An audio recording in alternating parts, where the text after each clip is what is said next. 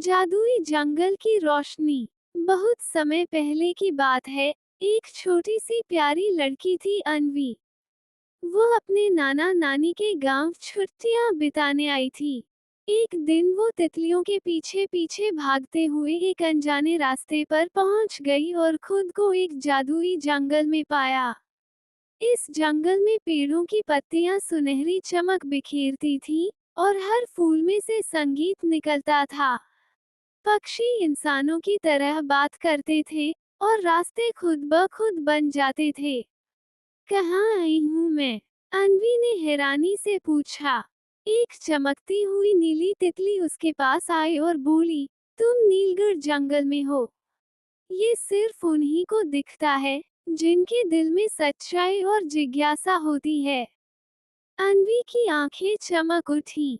अचानक जंगल की रोशनी मध्यम पड़ने लगी। जंगल की जादुई रोशनी कम हो रही है, एक बूढ़े पेड़ ने भारी आवाज में कहा।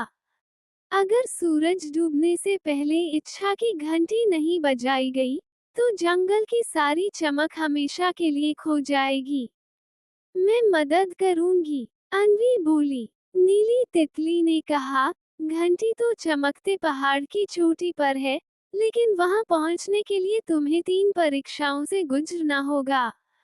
अन्वी बिना डरे चल पड़ी। पहली परीक्षा, सच्चाई की झील। वहां उसने खुद की परछाई से सवालों का जवाब दिया। दूसरी परीक्षा, हवा की सुरंग, जहां उसे सिर्फ दिल की आवाज पर भरोसा करके रास्ता पार करना था। तीसरी परीक्षा, नींद की गुफा, जहां उसे एक सोए हुए ड्रैगन को बिना जगाए निकलना था। सभी परीक्षाओं को पार करके अन्वी ने घंटी बजा दी, टनननन। सारा जंगल फिर से जगमगा उठा। पत्तियां ताली बजा रही थीं और नीली तितली मुस्कुरा रही थी। तुमने जंगल को बचा लिया, पेड़ ने कहा।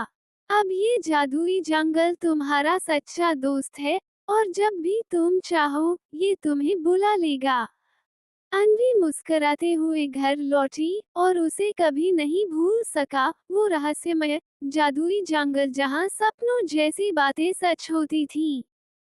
योजक चिन्ह, योजक चिन्ह, योजक चिन्ह।